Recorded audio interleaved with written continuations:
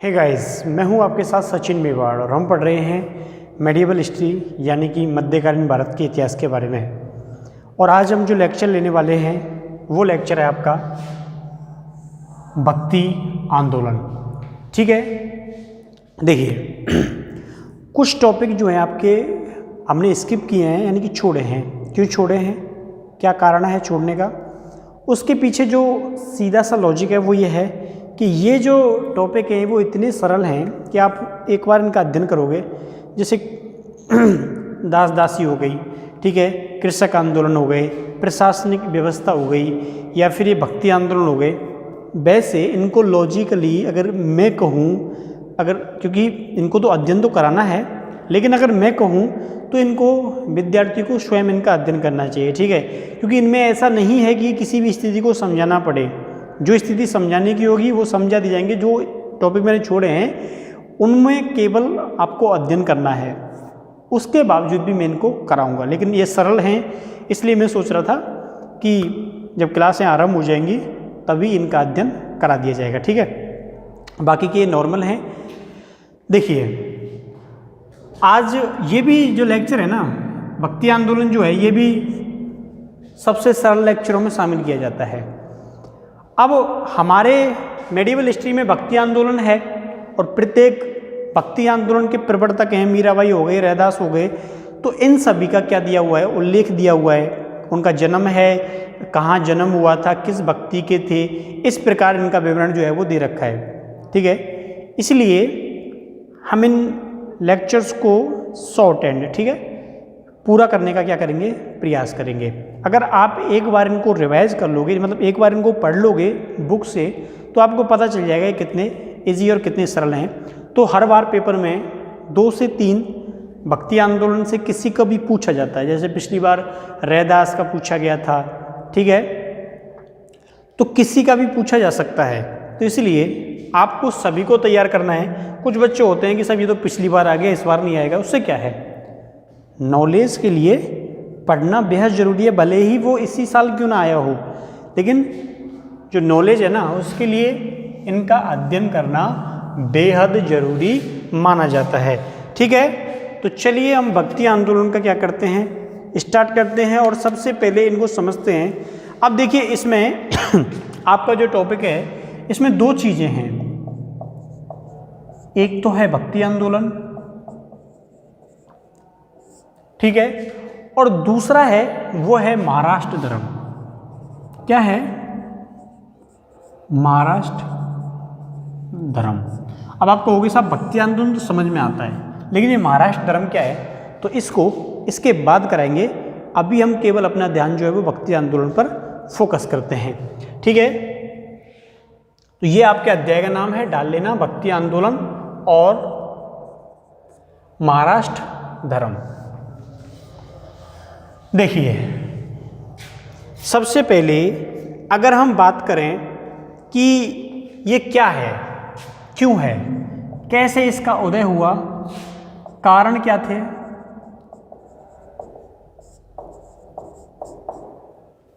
कारण क्या थे, प्रभाव। ठीक है, देखो भक्ति आंदोलन के पीछे कारण पूछ लिए जाते हैं कि इसके उदय के कारण क्या थे। समझना कि जब तक कोई एक चीज़ होती है ना, जब तक कोई एक चीज़ होती है तो ना तो उसमें किसी को बुराई नज़र आती है और ना ही उसमें कोई बदलाव की उम्मीद उसको नज़र आती है, जब आपके पास केवल एक है। लेकिन जब कई आ जाएं, तो फिर स्वाभाविक है उनके ऊपर एक दूसरे लोग जो हैं वो क्या करते हैं, उंगलियां उठाते हैं, एक दूसरे की कमियां गिनाते हैं और एक दूसरे के बारे में तरह तरह की बातें करते हैं। और यहाँ तक कि जो जनता होती है वो इन बातों से प्रभावित भी हो जाती है कि हाँ ये सही बोल रहा है। ठीक है, जैसे हिंदू धर्म को सबसे पहले अपना उदाहरण लेते हैं, हिंदू धर्म का लेते हैं, तो उसमें मूर्ति पूजा। अब मूर्ति पूजा के तो हमारे धर्म के अंदर ही बड़े बड़े लोग हो गए, राजा राम मोहन राय जी हो गए, ठीक है, स्वामी दयानंद सरस्वती हो गए, इतने इतने बड़े विद्वान लोग हो गए, इन्होंने ही विरोध किया, इन्होंने ही उंगली उठाई, इन्होंने भी बदलाव के प्रयास किए, लेकिन हुआ नहीं हुआ। आज भी बड़े स्तर पर होती है और तुमने कहीं पे जाके किसी भी मूर्ति पूजा का विरोध कर दिया तो हो सकता है 2-4 झापड़ भी तुम घर वालों से खा लो, अपने ही घर वालों से, ठीक है। लेकिन आप कहोगे जब मार खाने के बाद कि राजा राम मोहन राय ने ये किया था, सरस्वती साहब ने ये किया था, विवेकानंद साहब ने ये किया था, जब आप उनके उदाहरण दोगे तो उसके पीछे भी लोग कहेंगे कि तू अब ज्ञानी मत बन, ठीक है। क्योंकि कोई भी व्यक्ति धर्म के साथ समझौता करना नहीं चाहता, ना वो उसके बारे में सुनना चाहता है, ठीक है। आप उसको सकारात्मक राय दोगे, आप उसको सकारात्मक राय दोगे तो भी वो सुनने को क्या है, तैयार नहीं रहेगा। क्योंकि उसने जैसा सुन रखा है, जैसा पढ़ रखा है, जैसा धारण कर रखा है, वो बिल्कुल उसी में रहना ही पसंद करता है, वो बदलाव का पक्षधर नहीं होता, ठीक है।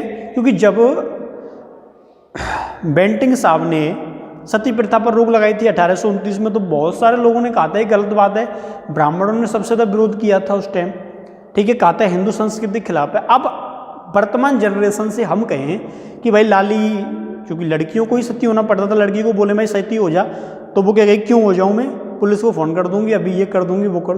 लेकिन उस समय लोग उसको सही मान रहे थे, और आज 250-300 साल के बाद क्या है, स्थिति अलग है। अगर अब कोई इसका पक्ष लेगा ना तो फिर उसको बुरा मानेंगे। तो सीधा सा मतलब यह है कि जब 1829 में सती प्रथा को बंद करने की बात की गई थी तो लोग विरोध कर रहे थे, नहीं नहीं ये गलत बात है, इसको बंद मत करो, चलने दो, ठीक है। और जैसे तैसे करके ये बंद हो गई। अब 2020 चल रहा है, अब 2020-21 में इस बात की बात करो कि नहीं नहीं इसको दोबारा से चालू करो, तो लोग तुम्हारी ठुकाई कर देंगे पकड़ के, देखो कैसा है, महिला विरोधी है, ये है वो है। तो समय जो है, चाहे वो धर्म से जुड़ा हो, चाहे बदलाव से जुड़ा हो, लोग बदलाव इतनी आसानी से पसंद नहीं करते, उसके लिए संघर्ष के रास्ते से गुजरना पड़ता है। बात समझ में आई? और इसी संघर्ष के रास्ते से ये बदलाव गुजरे, ये भक्ति आंदोलन गुजरा, ठीक है। देखिए सरल शब्दों में समझें तो प्रत्येक धर्म के अंदर सामाजिक बुराइयां आ जाती हैं, प्रत्येक धर्म के अंदर सामाजिक बुराइयां आ जाती हैं, भले ही वो कोई सा भी धर्म क्यों ना हो, ठीक है। अब हिंदू धर्म हिंदू धर्म के अंदर क्या है, बहुत सारी बुराइयां प्रवेश कर गई थी। जैसे देखो, जैसे मैं एग्जाम्पल दूं, उदाहरण दूं, तो मूर्ति पूजा हो गई, ठीक है, क्या हो गई, मूर्ति की पूजा हो गई। अब आप लोग कहोगे साहब मूर्ति पूजा कोई गलत बात है क्या, इतने इतने बड़े पढ़े लिखे लोग हैं, रामायण महाभारतों में बताते हैं, क्या गलत बताते हैं, आप कैसे बता रहे हो बातें, ठीक है। तो बहुत सारे लोगों ने विरोध किया, राजा राम मोहन राय हो गए,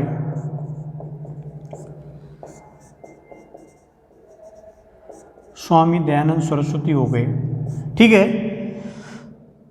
ऐसे लोगों के द्वारा जब इनका विरोध किया गया तो लोगों ने सोचा कि यार ये भी अपने ही धर्म के लोग हैं और बड़े लोग हैं काफ़ी, और ये बात भी सही कह रहे हैं कि मूर्ति पूजा करना क्या है, बेकार है। इसमें बात क्या है, अब ब्रह्म समाज में क्या बात कही गई मैं आपको बता देता हूँ। ब्रह्म समाज में क्या बात की गई, ब्रह्म समाज में ये बात की गई कि कोई व्यक्ति ने कोई चीज़ बना दी, मैंने मूर्ति बना दी और लोग उसी को पूज रहे हैं, ठीक है। तो ब्रह्म समाज की ये क्या था, इसमें बताया गया कि किसी भी व्यक्ति के द्वारा, किसी की भी व्यक्ति के द्वारा बनाई हुई चीज को ईश्वर का रूप मत समझो, और ना ही किसी एक पुस्तक को मोक्ष का साधन। इस्लाम है, इस्लाम में कुरान को ही बिल्कुल मान लिया जाता है कि इसी के ऊपर इनका पूरा इस्लाम टिका हुआ है। तो ये बात बोली गई है कि एक ही पुस्तक को मोक्ष का साधन मत समझो।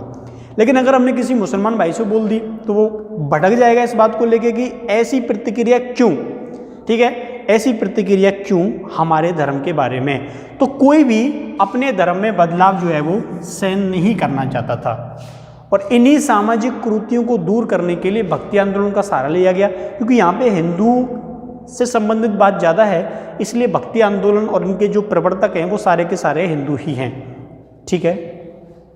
चलिए, लेकिन निशाना दोनों धर्मों को बनाया जाएगा कबीर के द्वारा, ठीक है। देखो अब तो कारणों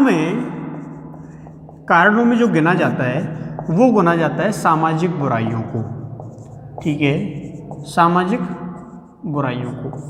तो भक्ति आंदोलन के कारणों में सामाजिक बुराइयों को शामिल किया जाता है, जिसमें सती प्रथा हो गई, जिसमें बाल विवाह हो गया, जिसमें पर्दा प्रथा हो गई, जिसमें कुपोषण हो गया, जिसमें महिलाओं पर अत्याचार हो गए, जिसमें बहुत सारे कर्मकांड हो गए जिसमें मूर्ति पूजा हो गई।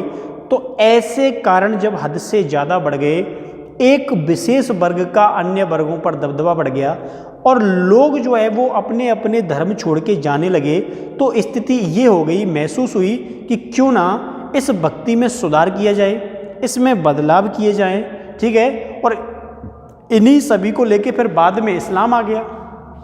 भारत में किसका प्रवेश हो गया? भारत के अंदर इस्लाम का प्रवेश हो गया। और जब भारत के अंदर इस्लाम का प्रवेश हो गया तो शुरुआत में ही टकराव हो गया। कैसे टकराव हो गया? क्योंकि इस्लाम जो है वो एकेश्वरवाद का, इस्लाम क्या करता है? एकेश्वरवाद की बात करता है। लेकिन हिंदू धर्म क्या है? हिंदू धर्म जो है वो बहुदेवतावाद की बात करता है, बहुदेवतावाद की बात करता है। ये फैक्ट भी अच्छा है। दोनों में स्वाभाविक है, वो एक ईश्वर यानी कि एक शक्ति के प्रति आश्रित हैं। हिंदू धर्म बहुदेवतावाद के प्रति आश्रित था। तो इस प्रकार की कमजोरियों को दूर करने के लिए भक्ति आंदोलन क्या है, अस्तित्व में आया, जिसमें कुछ हमारी भी कमियां थी, कुछ दूसरों के आरोप भी थे। तो इन्हीं के माध्यम से इन सामाजिक कुरीतियों को दूर करने के लिए क्या है, भक्ति आंदोलन जो है वो खड़ा हो जाता है, जिसमें बहुत सारे प्रवर्तक जो हैं वो शामिल हो जाते हैं। ठीक है, बात समझ में आई। अब जैसे ही भारत में इस्लाम धर्म का आगमन हुआ, इस्लाम की सत्ता काबिज हुई, तो उसके बाद प्रहार किया गया हिंदू धर्म पर। क्या किया गया? प्रहार किया गया। यहाँ के मंदिरों को तोड़ा गया, यहाँ के साधु संतों को सजा दी गई, पनिशमेंट दिया गया, उनको जबरन धर्म परिवर्तन करने के लिए क्या किया गया? बाध्य किया गया। ठीक है, मैं बातें बता रहा हूँ, फैक्ट किताब में भरे पड़े हैं। ठीक है, तो यहाँ के जो लोग हैं उनको बाध्य किया गया अपना धर्म कन्वर्ट करने के लिए। इस्लाम धर्म की शुरू से ही एक व्यू रहा है कि आप जहाँ तक हो सको इस्लाम धर्म को बढ़ाने का प्रयास करो, भले ही माध्यम कोई सा भी चुन लिया जाए। ठीक है, भले ही माध्यम कोई सा भी चुन लिया जाए।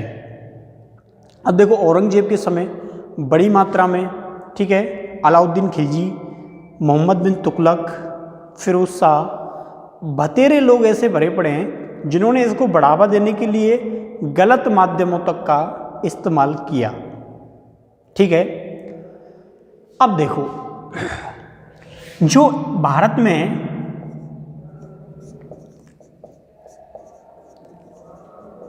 इस्लाम के प्रवेश, भारत में इस्लाम के प्रवेश और भारत में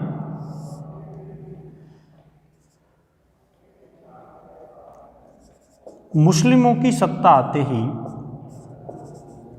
मुस्लिमों की सत्ता आते ही दोनों के बीच में वैचारिक मतभेद होना शुरू हो गए और दोनों के बीच में धर्म को लेकर विवाद होना आरंभ हो गया।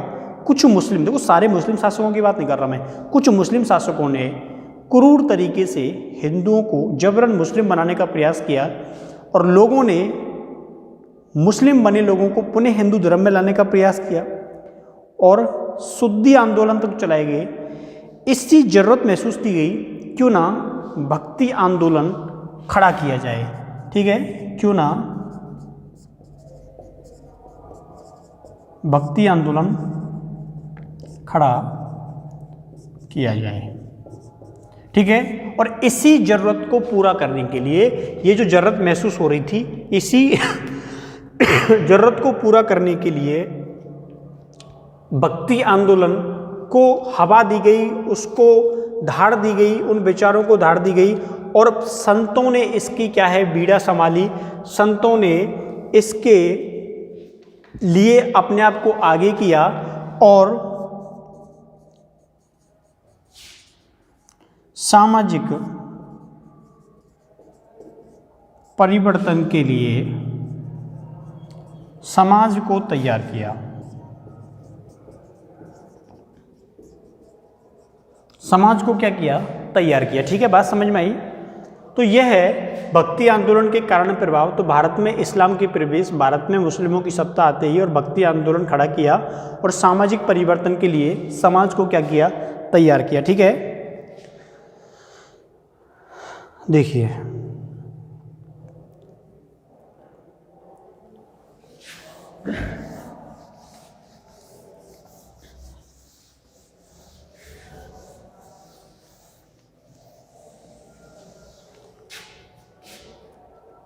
देखिए अब क्या है, अब है भक्ति आंदोलन के प्रवर्तक संत। अब मैं संतों के बारे में आपको बात करूंगा।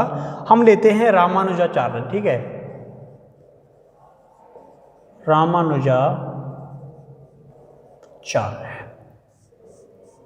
किसके बारे में बात कर रहे हैं हम बात कर रहे हैं रामानुजाचार्य। रामानुजाचार्य जो हैं इनको मध्ययुगीन भारत में भक्ति आंदोलन का जन्मदाता माना जाता है। ठीक है, यहां तक देख रहा है। चलो तो देखिए,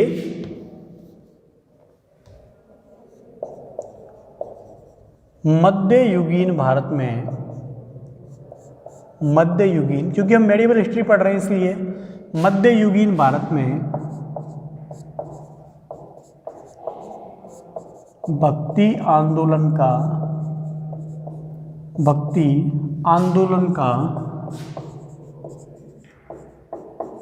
जन्मदाता माना जाता है।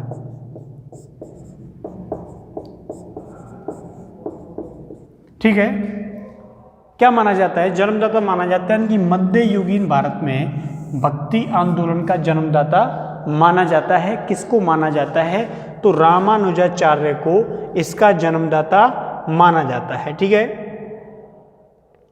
अब देखिए इनका जो जन्म है वो 1016 में, कब की बात कर रहा हूं मैं जन्म की, इनका जन्म 1016 में कहां पे हुआ, श्री रंगम।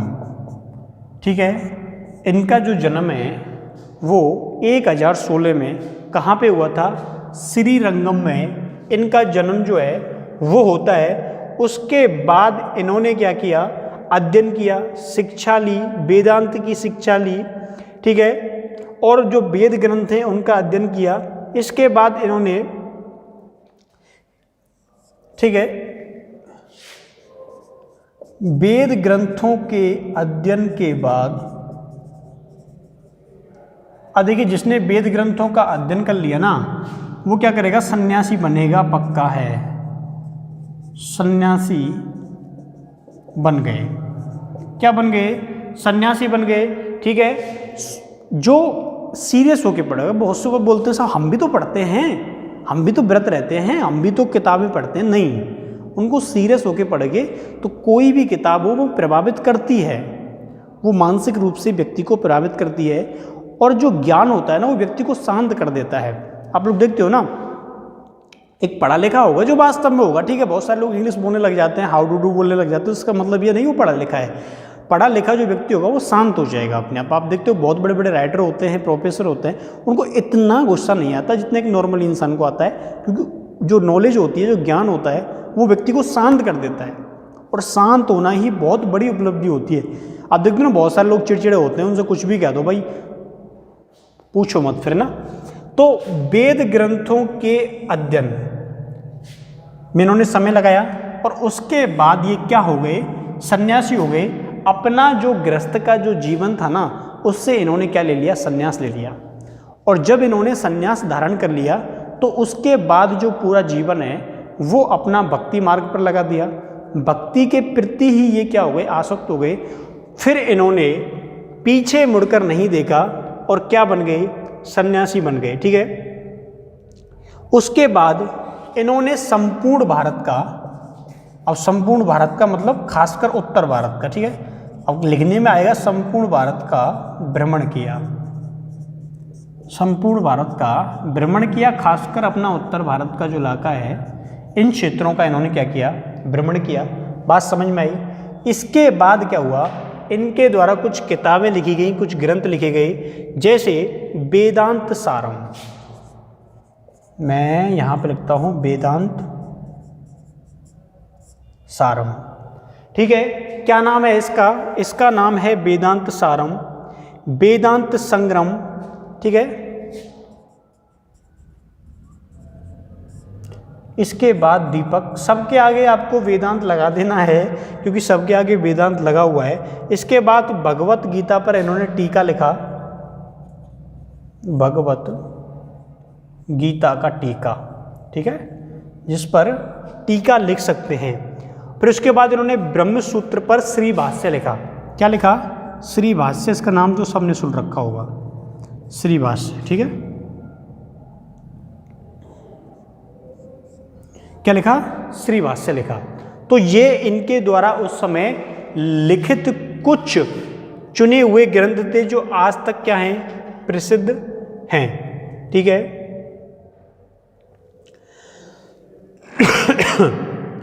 अब देखिए इन्होंने ऐसा बताते हैं कि इनके द्वारा ईश्वर से कहा कि ईश्वर से व्यक्तिगत संपर्क स्थापित करें। व्यक्तिगत संपर्क जो है वो स्थापित करें। कोई व्यक्ति है तो माध्यम ना बनाए कि मैं मंदिर की पूजा करूंगा, मंदिर से मेरी सुनवाई ऊपर जाएगी, नहीं। आप सीधा व्यक्तिगत संपर्क स्थापित कीजिए ईश्वर के प्रति। ठीक है, इन्होंने सामाजिक बुराइयों का क्या किया? विरोध किया। सामाजिक बुराइयों का विरोध किया और लोगों को सत्य के मार्ग पर चलने के लिए प्रेरित किया। सत्य के मार्ग पर चलने के लिए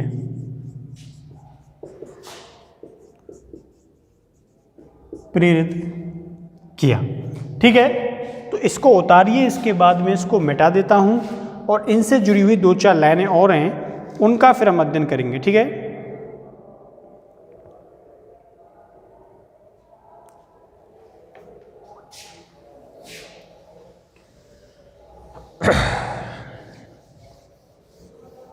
इनके द्वारा विशिष्ट द्वैतावाद की संकल्पना दी गई। किसकी? विशिष्ट द्वैतावाद। लिखिए, इनके द्वारा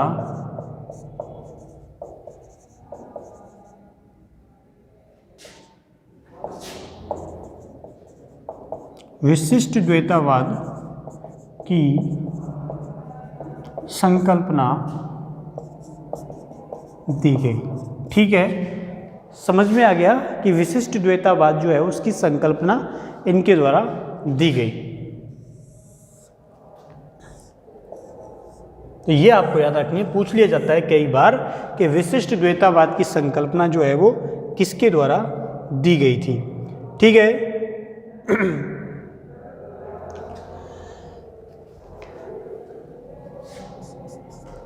इन्होंने जातीय भेदभाव को खत्म करने पर जोर दिया।